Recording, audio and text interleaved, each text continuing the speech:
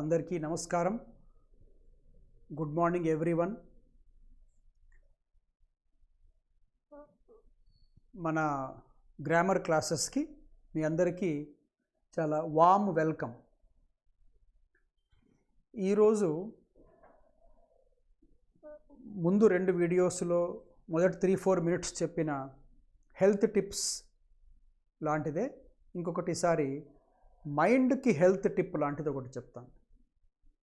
మనందరికీ ఇది చాలా ముఖ్యం. అదేమిటంటే మన థాట్స్ని ఎప్పుడూ కూడా కైండ్గా ఉంచుకోవాలి.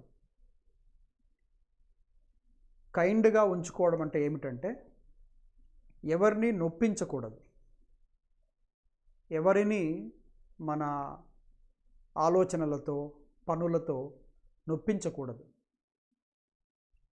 ఒకవేళ మీరు ఒక విషయం చెప్పాలి వాళ్లకు అనుకుంటే ఆ చెప్పడాన్ని చాలా మృదువుగా దయతో చెప్పాలి, అంతేకాని పుల్ల విరిచినట్టు మాట్లాడకూడదు. సత్యం భ్రూయాత్ ప్రియం భ్రూయాత్ అంటాయి మన ఓల్డ్ సాంస్క్రిట్ టెక్స్ట్స్. అంటే నిజం చెప్పు, కానీ నిజాన్ని మృదువుగా మెత్తగా నొచ్చుకోకుండా చెప్పాలి.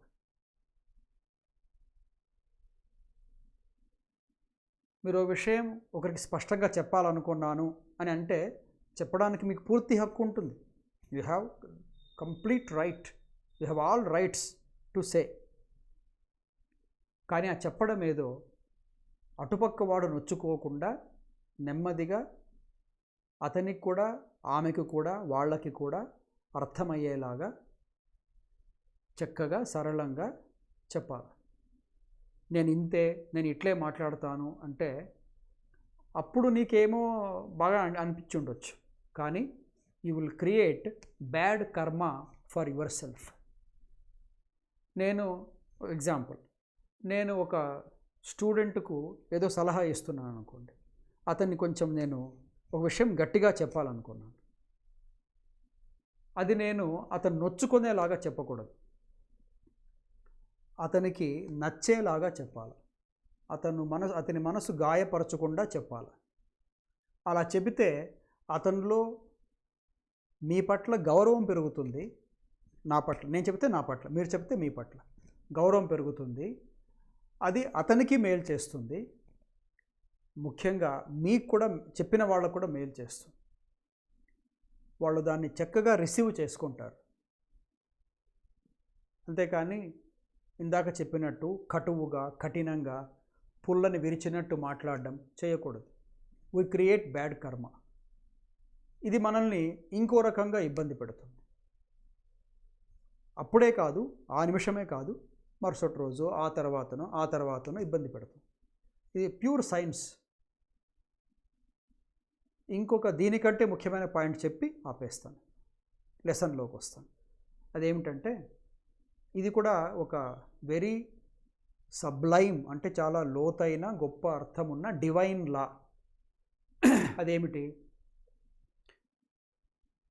మీ మేలు కోరి ఎవరైనా ఒక మంచి మాట చెప్తుంటే, మీకు సహాయం చేయాలి, మిమ్మల్ని హ్యాపీగా ఉంచడానికి మీకు ఎవరైనా కొన్ని మాటలు చెప్తుంటే సహాయం చేయాలని ముందుకు వస్తే, మీరు వాళ్ళని బాధ పెట్టారనుకోండి, వెంటనే మిమ్మల్ని బాధ పెట్టడానికి 10 మంది తయారై ఉంటారు అప్పటికే. చాలా ముఖ్యమైన పాయింట్ ఇది.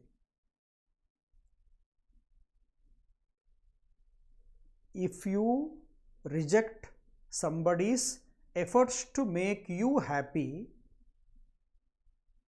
there will be many forces which will be ready to make you unhappy. అర్థమైందా?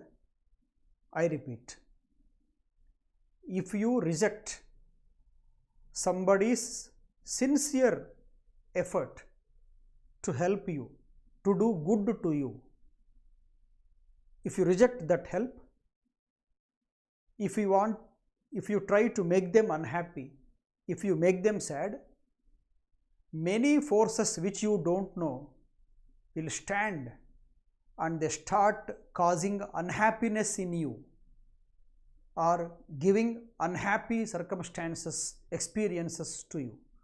This is a very powerful divine law. కాబట్టి దయచేసి మన ఆలోచనలతో మన మాటలతో ఎవరిని కూడా మనము గాయపరచకూడదు. సమస్యలు ఉంటే పరస్పరం మాట్లాడుకొని సాల్వ్ చేసుకోవాలి, మృదువుగా, అందరికీ ఆమోదయోగ్యంగా. అంతేకాని నేను ఇలానే మాట్లాడతాను అనేది యారోగెన్స్ అప్పటికేమో బాగా అనిపించి ఉండొచ్చు, but it affects you more than it affects the other person. గుర్తుపెట్టుకోండి. సరే, ఇట్లాంటి థాట్స్ ఈ టైంలో ప్రత్యేకంగా కలిగి ఉండాలి.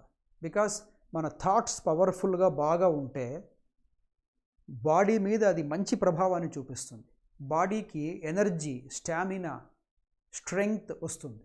ఈ స్ట్రెంగ్త్తో మనము ఇప్పుడు చూస్తుండే రకరకాల వైరస్ లాంటి సమస్యలని తట్టుకోవచ్చు, ఎదుర్కోవచ్చు. If mind becomes weak, body automatically becomes week.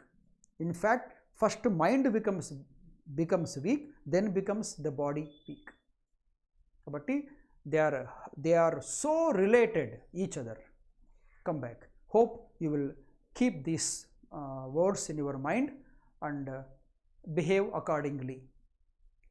మీకు మేలు చేసే ఒక మాట చెప్దామనిపించి ఇది చెప్పాను. ಒಳ್ಳೆ ಆಲೋಚನೆ ಮಾಡಬೇಕು, ಇನ್ನೊಬ್ಬರನ್ನ ಕಠಿಣವಾಗಿ ಮಾತಾಡಕೂಡದು, ಚೆನ್ನಾಗಿ ಮಾತಾಡಬೇಕು. మాట్లాడితే ಇವನ మాతిన ಸ್ವಲ್ಪ ಹೊತ್ತು ಕೇಳಬೇಕು, ఇతని మాటలు ఇంకా మనం వినాలబ్బా అనిపించేలాగా మాట్లాడాలి. అంతేకాని చెవులు మూసుకునేలాగా, ఏడ్చేలాగా చేయకూడదు. Clear? Come to our second part of pronouns, the lesson.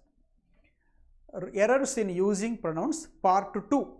నేను నిన్న చేసిన వీడియోలో పార్ట్ 1 తెలుసుకున్నాం. 5 క్వశ్చన్స్ని తెలుసుకున్నాము. దానికంటే ముందు క్లాసిఫికేషన్ ఆఫ్ ప్రొనౌన్స్ చూసాము. దానికంటే ముందు definition of pronouns. So in our yesterday's class definition, classification and errors in using pronouns, ఆ 3 ఆస్పెక్ట్స్ నేర్చుకున్నాం కొంతవరకు. ఈరోజు లెసన్లో పార్ట్ 2 ఇది. ఇందులో ఇప్పటికే డెఫినేషన్, క్లాసిఫికేషన్ వచ్చేసాయి కాబట్టి straight away we go to finding out the errors in using the pronouns. కాబట్టి చూడండి, ఫస్ట్ సెంటెన్స్ ఏముంది? The men and women wore, WORE, wore అంటే ధరించారు. వేర్కి past tense, wore green, white or saffron T-shirts such as the colours of their national flag. వాళ్ళ country యొక్క national flag ఏ రంగులో ఉంటుందో, అంటే మనదే ట్రై కలర్. మన జెండాలో ఎన్ని రంగులు ఉంటాయి? 3: తెలుపు, ఆకుపచ్చ, కాషాయం. సాఫ్రాన్ అంటే కాషాయం రంగు. సన్సెట్ కలర్ ఉంటుంది, సన్ రైజ్ కలర్ అట్లాంటిది. మామిడి పండు బాగా మాగి ఉంటే కలర్ ఉంటుంది కదా, అది saffron. So white, green and saffron, ఈ 3 ಕಲರ್ಲು మన ತ್ರಿವರ್ಣ ಪತಾಕಂ ಟ್ರೈ ಕಲರ್ನಲ್ಲಿ ಇರ್ತವಲ್ಲ. ಆ ಮೆನ್ ಆ್ಯಂಡ್ ವುಮೆನ್ ಎಲ್ಲ ಕೂಡ ಅಲ್ಲಿ ಅಂಥ టీ షర్ట్సే ಹಾಕ್ಕೊಂಡಿದ್ದಾರೆ ಅನ್ನೋದು ಸೆಂಟೆನ್ಸ್. తప్పెక్కడ ఉంది అంటే కనుక, తప్పు మీరు కనుక డీలో ఉంది, పార్ట్ డీలో ఉంది అనుకుంటే మీకు మార్క్ వస్తుంది. డీలో ఎక్కడుంది తప్పు? సచ్ యాజ్ అనేది తప్పు. సచ్ యాజ్ అని ఉండకూడదు. చాలామంది స్పోకెన్ ఇంగ్లీష్లో ఇట్లా అనేస్తుంటారు సెంటెన్స్ని. సచ్ యాజ్ అంటే అది ఎలా ఉందంటే అన్నట్టుగా ఉంది కదా, సరిపోయింది అనుకుంటారు. నో, తప్పు ఎందుకు అవుతుందంటే, మనం ఒక సెంటెన్స్లో 2 ఆబ్జెక్ట్స్ని లేక 2 మనుషులని కంపేర్ చేస్తున్నప్పుడు మనము సచ్ యాజ్ని వాడకూడదు. దాని బదులు లైక్ని వాడాలి. వీ షుడ్ యూస్ లైక్ని వాడాలి, కానీ సచ్ యాజ్ని వాడకూడదు. అప్పుడేమవుతుంది? The men and women or green, white or saffron T shirts like the colours. ఏమేమి కంపేర్ చేస్తున్నాము? వాళ్ళు ధరించిన టీ షర్ట్స్ని, ఆ తర్వాత జెండాలో వాళ్ళ నేషనల్ ఫ్లాగ్, వాళ్ళ జాతీయ పతాకంలో ఉండే రంగులని పోలుస్తున్నాం, రెండు ఒకే రకంగా ఉన్నాయి కదా అని మనము కంపేర్ చేస్తున్నాం. ಸೊ ಕಂಪ್ಯಾರಿಸನ್ ಮಾಡೋ ಕಾಲಕ್ಕೆ ನೀವು ಸಚ್ ಆಸ್ ಅನ್ನೋದು ಯೂಸ್ ಮಾಡಬೇಡ್ರಿ, ಲೈಕ್ ಅನ್ನೋದನ್ನು ಯೂಸ್ ಮಾಡಿರಿ. సచ్ యాజ్ అనే ప్రొనౌన్ తీసేసేది, లైక్ అనే ఒక ప్రిపోజిషన్ని మీరు ఉపయోగించండి. అలా చేస్తే సెంటెన్స్ రెక్టిఫై అవుతుంది. So use like in place of such as when you are comparing two things. Now comes the second. The only book which you carry in your bag is in great demand nowadays. నీ బ్యాగ్లో నువ్వు పెట్టుకున్నావే ఆ ఒకటే పుస్తకం ఉంది నీ బ్యాగ్లో, ఒకటే ఉన్న ఆ ఒక్క పుస్తకమే మీ బ్యాగ్లో, అది ಈ రోజుల్లో చాలా ಪಾಪ್ಯುಲರ್ ಪುಸ್ತಕಂ. ಅದು ಆ ಪುಸ್ತಕಕ್ಕೆ ಈ ಟೈಮ್ನಲ್ಲಿ ಭಾಳ ಡಿಮ್ಯಾಂಡ್ ಇದೆ, ಸಿಗೋದೇ ಕಷ್ಟ ಆಗಿದೆ. ಅದು ಯಾವ ಬುಕ್ ಸ್ಟಾಲ್ಗೆ ಹೋದರೆ ಕೂಡ ಇಲ್ಲ, ಸ್ಟಾಕ್ ಇಲ್ಲ ಅಂತ ಇದ್ದಾರೆ. అంత డిమాండ్ ఉంది ఆ పుస్తకానికి. నీ బ్యాగ్లో ఉన్నది ఆ పుస్తకమే, ఉన్నది ఒకటే పుస్తకమే, ఆ పుస్తకం కూడా చాలా డిమాండ్ ఉన్న పుస్తకం అని చెప్పారు. లాక్డౌన్ కంటే ముందు మీరు క్లాసెస్ని అటెండ్ అయ్యింటే అప్పుడు మీతో నేను షేర్ చేసుకున్నాను the only book which you అని. ఎప్పుడైనా సెంటెన్స్లో only, same, A L L, all, nothing, any, anything, superlative degree of adjective వచ్చినప్పుడు మీరు వాడాల్సిన రిలేటివ్ ప్రొనౌన్లో ఒక పార్ట్ రిలేటివ్ ప్రొనౌన్, ఒక టైప్. ఆ రిలేటివ్ ప్రొనౌన్ అనేది ఇప్పుడు చెప్పిన పదాలు వచ్చినప్పుడు విచ్ కానీ, వాట్ కానీ, హూజ్ కానీ, హూ కానీ కాకూడదు, దట్ అవ్వాలి.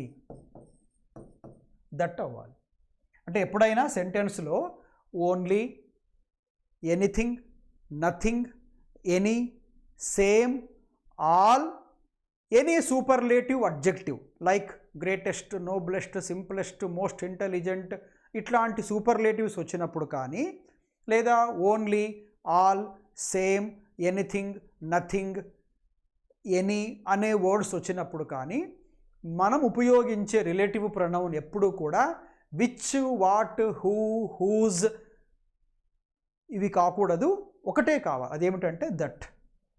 మీరు మనుషుల గురించి మాట్లాడండి, లేక బుక్ అనే వస్తువు గురించి మాట్లాడండి, ఒక ప్లేస్ గురించి మాట్లాడండి, ఏమైనా సరే, లేక నంబర్ ఎక్కువ ఉండినా ఒకటే ఉండినా, even if it is singular or plural, if you find these words use that but not any other relative pronoun. ఇంకో ఎగ్జాంపుల్ చూడండి. ఇక్కడ బుక్ కాబట్టి వస్తువు కదా మీరు దట్ అన్నారు అనుకోవచ్చు మీరు. కాదు, మనిషి ఉన్నా అలానే అనాలి. ఎట్లాగా? దాన్ని కొంచెం మార్చి వేరే ఎగ్జాంపుల్ చెప్తాను. The only man who was present in the meeting was the speaker అన్నాను అనుకోండి. The only man present in the meeting was the speaker అన్నాను కదా. ద ఓన్లీ మ్యాన్ పక్కన ఏమన్నాను? హూ వాజ్ అన్నాను. ఓన్లీ వచ్చింది కదా. ఓన్లీ వస్తే ఏమి రావాలి? ప్రొనౌన్ హూ కాకూడదు. మనిషి కాబట్టి హూ అన్నాడు అనుకోవచ్చు. కాదు, మనిషి అయినా కూడా ఓన్లీ స్పెసిఫిక్, ఒక్కడే, మరొక్కరు కూడా సెకండ్ వ్యక్తి కూడా లేరు ఇక్కడ అనే మీనింగ్ వస్తున్నప్పుడు, చాలా స్పెసిఫిక్గా ఉన్నప్పుడు, పర్టికులర్గా ఉన్నప్పుడు, డిఫైన్ చేసేటప్పుడు మీరు దట్ వాడాలి. అందుకే ఒక చిన్న రూల్ గుర్తుపెట్టుకోనండి. డిఫైనింగ్ క్లాజెస్లో దట్ వాడాలి, నాన్ డిఫైనింగ్ క్లాజెస్లో విచ్ వాడాలి. ఒక ఇంపార్టెంట్ టిప్ ఇది. డిఫైనింగ్ క్లాజెస్లో దట్ వాడాలి. డిఫైనింగ్ అంటే అది లేకపోతే సెంటెన్స్ తప్పు అవుతుంది, లేక అది లేకపోతే సెంಟೆನ್ಸ್కు ರಾವಾಲ್ಸಿನ ಮೀನಿಂಗ್ ರಾದು. ಅದು ಇಲ್ದ ಹೋದರೆ ಸೆಂಟೆನ್ಸ್ಗೆ ಯಾವ ಮೀನಿಂಗ್ ಬರಬೇಕು ಅದು ಬರೋದಿಲ್ಲ. ಅಂಥ ಕ್ಲಾಸ್ನ ಡಿಫೈನಿಂಗ್ ಕ್ಲಾಸ್ ಅಂತಾರೆ. ಇದು ಇಲ್ದ ಹೋದರೂ ಕೂಡ ಪರವಾಗಿಲ್ಲ, ಇದು లేకపోయినా పర్లేదు. Even if it is not there, nothing is wrong with it, బాగానే అర్థమవుతోంది అనిపించే clause non defining clause. Defining క్లాజెస్లో దట్, నాన్ డిఫైనింగ్ క్లాజెస్లో విచ్ని వాడాలి. రైట్. సో ఇప్పుడు ఇక్కడ డిఫైనింగ్ ఇది. The only book that you carry in your bag is in great demand these days or now days. కాబట్టి replace which by that. Clear? Now comes the next question. He asked for permission to go out, but his father did not give. ఈ సెంటెన్స్లో మీరు మళ్ళీ ఇందాక చెప్తూనే ఉన్నాను చాలా వాక్యాలు, అప్పుడు గ్రామర్ మీద ఐడియా లేకపోతే సెంటెన్స్ని తప్పు అని ఎవరు అనుకోరు. మీరు వాడినా ఎదుటి వ్యక్తి దీన్ని తప్పని అనుకోలేడు. ఎందుకు? వాళ్ళకు కూడా గ్రామర్ రూల్స్ లోతుగా తెలిసిండకపోయి ఉండొచ్చు. కానీ మనం తెలుసుకోవాలి. తెలుసుకున్నాక ఈ ఎర్రర్ చేయకూడదు. ఎర్రర్ ఎక్కడ ఉంది అంటే, నా అనుమానం ఏమిటంటే చాలామంది ఈ క్వశ్చన్ ఇస్తే నో ఎర్రర్ రాసేస్తారు, లేక ఇంకోటి ఏమైనా గివ్ ఉండకూడదు గేవ్ రాయాలి అట్లా చూపిస్తారు. కాదు, దీని ఆన్సర్ ఏమిటంటే డిడ్ నాట్ గివ్ పక్కన మీరు ఇక్కడ ఇట్ అని కూడా వాడాలి. ఇట్ అని వాడాలి. ఎందుకు వాడాలి ఇట్ అనేది అంటే, ఇట్ అనేది ఒక ప్రొనౌన్. ఈ సెంటెన్స్లో గివ్ అనే పదం ఉంది కదా, వర్బ్. ఆ verb transitive verb. Transitive verb అంటే ఏమిటి? ఏ వర్బ్ అయితే ఒక ఆబ్జెక్ట్ని కలిగి ఉంటుందో, ఆ వర్బ్ పేరు ట్రాన్సిటివ్ వర్బ్. వర్బ్కి ఆబ్జెక్ట్ లేకపోతే ఇంట్రాన్సిటివ్ వర్బ్. ఇక్కడ వర్బు గివ్ అని ఉంది, అది ట్రాన్సిటివ్, కానీ ట్రాన్సిటివ్ని చేసే ఆబ్జెక్టు లేదు అక్కడ, అది స్కిప్ చేసినాను. దాన్ని పెట్టుకుంటే సెంటెన్స్ సరిపోదు. ఎలా కనుక్కోవాలి అంటే కనుక, he asked for permission to go out. సరే, his father did not give. వాళ్ళ నాన్నగారు ఇవ్వలేదు. ఏమి ఇవ్వలేదు? యాత్ర కొట్టిల్ల అవర్ తందే, పర్మిషన్ కొట్టిల్ల. అంటే వాళ్ళ నాన్నగారు ఏమి ఇవ్వలేదు అని ఆన్సర్ క్వశ్చన్ వేస్తే, వాళ్ళ నాన్నగారు ఏమిటి ఇవ్వలేదు అని క్వశ్చన్ వేశారనుకోండి, కింద ఆన్సరే లేదు. మీకు కింద ఆన్సర్ ఉండాలి కదా, ఏముండాలి? పర్మిషన్ అని ఉండాలి. మరి పర్మిషన్ రాయొచ్చు కదా, ఇక్కడ డిడ్ నాట్ గివ్ పర్మిషన్ రాయొచ్చు కదా. రాయొచ్చు, కానీ ఇప్పటికే పర్మిషన్ అని వచ్చిన తర్వాత అది నౌన్ని రీప్లేస్ చేస్తూ వచ్చేది ఇంకొక నౌనా, ప్రనౌనా? ఫస్ట్ నేర్చుకున్నాం. సబ్స్టిట్యూట్ వర్డ్ అంటే నౌన్కి బదులుగా వచ్చేది. కాబట్టి పర్మిషన్ అంటే ఏమిటి? మనిషి కాదు, కాబట్టి ఒక విషయం కాబట్టి ఏమనాలి? ఇట్. పర్మిషన్స్ అన్నానా? లేదు, పర్మిషన్ సింగులర్ కాబట్టి దే అనకుండా ఇట్ అని వాడాలి. ఇట్ వచ్చేస్తే ఏమవుతుంది? ఆబ్జెక్ట్ వచ్చినట్టు అవుతుంది. ఆబ్జెక్ట్ వస్తే వర్బ్ ఏమవుతుంది? ట్రాన్సిటివ్. సరిపోయింది. సో గివ్ అనే ట్రాన్సిటివ్ వర్బ్ ఇక్కడ, అంటే గివ్ని ట్రాన్సిటివ్గా వాడాల్సిన సెంటెన్స్లో దానికి ఆబ్జెక్ట్ లేకుండా అడిగాడు, అదే తప్పు. Give is a transitive verb. It needs an object. The object is missing. Hence if you keep an object like it there, sentence stands correct. Clear? Now comes the next question. Under no circumstances have I harmed them and they know. Sentence ends with D. Any error? Error చెప్పే కంటే ముందు ఒక important point దీంట్లో ఇంకొకటి ఉంది, అది చెప్పాక ఎర్రర్కి వస్తాను. ಒಂದು ಇಲ್ಲಿ ಇಂಪಾರ್ಟೆಂಟ್ ಪಾಯಿಂಟ್ ಇದೆ, ಅದು ಹೇಳಿದ ಮೇಲೆ ಆ್ಯಕ್ಚುಲಾಗಿ ಎರರ್ ಎಲ್ಲಿದೋ ನಿಮಗೆ ಹೇಳ್ತೀನಿ. ಆಲ್ಮೋಸ್ಟ್ ಥರ್ಡ್ ಕ್ವಶನ್ ಇದ್ದಾದೆ ಇದು ಕೂಡ. అండర్ నో సర్కమ్స్టాన్సెస్, ఎప్పుడైనా ఒక సెంటెన్సు ఇట్లా నెగటివ్గా మొదలైతే, ఎటువంటి పరిస్థితులలో కూడా అండర్ నో సర్కమ్స్టాన్సెస్ అన్నామనుకోండి, ఇదొకటే కాదు, no sooner, hardly, scarcely, not only, never.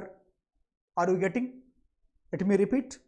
Under no circumstances, no sooner, hardly, scarcely, barely, seldom, rarely, and even not only, never అనే పదాలతో సెంటెన్స్ మొదలైనప్పుడు ఈ వర్డ్స్ ఇన్ ದ ಸೆಂಟೆನ್ಸ್ ಶುರು ಆದಾಗ ನೀವು ಯೂಸ್ ಮಾಡಬೇಕಾದ ಸ್ಟ್ರಕ್ಚರ್ ಯಾವುದು ಅಂದರೆ, మీరు యూజ్ చేయాల్సిన స్ట్రక్చర్ ఏమిటి అంటే వర్బ్ ప్లస్ సబ్జెక్ట్ ఉండాలి, అంతేకాని రివర్స్ ఉండకూడదు. సబ్జెక్ట్ ప్లస్ వర్బ్ ఉండకూడదు. ఇది తప్పు, ఇది కరెక్ట్. ఎప్పుడండి? ఎప్పుడైనా సెంటెన్స్ నెగటివ్, సెమీ నెగటివ్స్ లేక నెగటివ్స్తో స్టార్ట్ అయినప్పుడు మీరు ఈ వర్బ్ రాయాలా. అందుకే చూడండి, హ్యావ్ వచ్చిన తర్వాత ఏమొచ్చింది? I subject. హ్యావ్ ఐ అనాలి, కానీ ఐ హ్యావ్ అని అనకూడదు. అండర్ నో సర్కమ్స్టాన్సెస్ లేదనుకోండి, అప్పుడు అనొచ్చు. ఏమని? ఐ హ్యావ్ అనొచ్చు. ఎట్లాగా? Under these circumstances. నెగటివా అఫర్మేటివా? అఫర్మేటివ్ అంటే positive.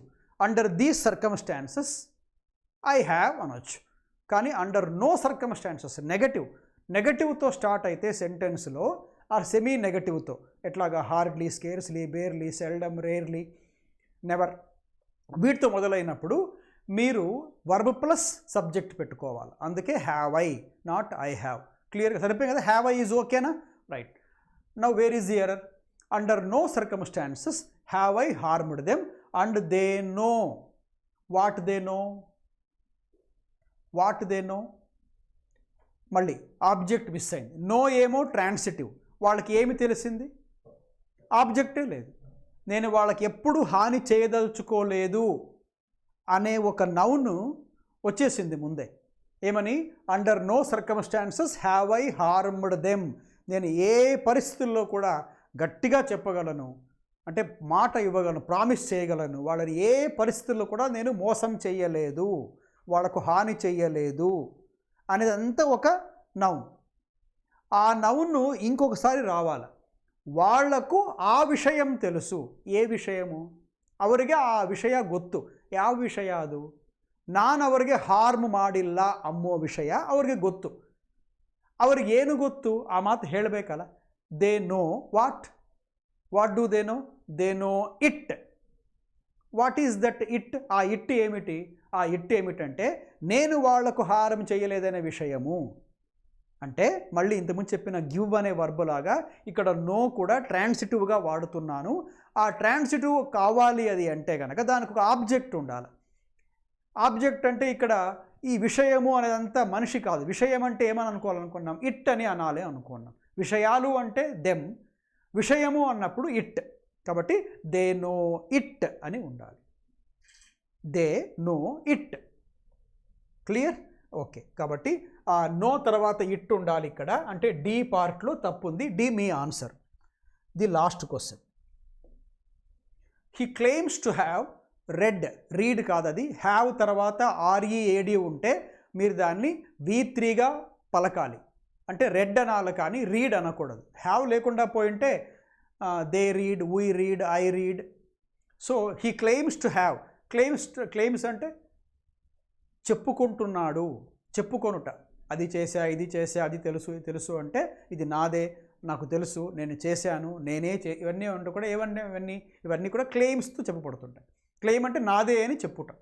He claims to have read Tagore's all great philosophical works.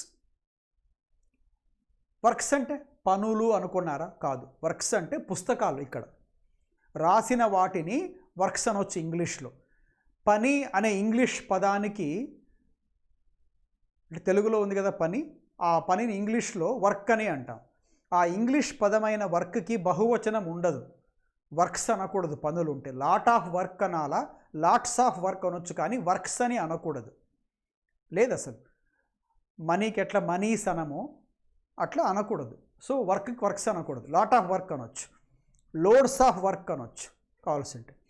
Works అంటే ఇక్కడ పనులు కాదు, పుస్తకాలు. ట్యాగూర్ గారు రాసిన అన్ని వైదాంతిక లేక వేదాంతిక పుస్తకాలన్నీ చదివాను అని ఆయన చెప్పుకుంటున్నాడు అని చెప్పారు. బాగానే ఉంది. Including the Gitanjali. ఆయన పుస్తకాలలో ఒకటి గీతాంజలి. గీతాంజలిని కూడా చదివాను అని చెప్తున్నాడు. Who was India's greatest poet during its freedom struggle. ఇప్పుడు సెంటెన్స్ చూడండి. గీతాంజలి తర్వాత హూ వచ్చింది కదా.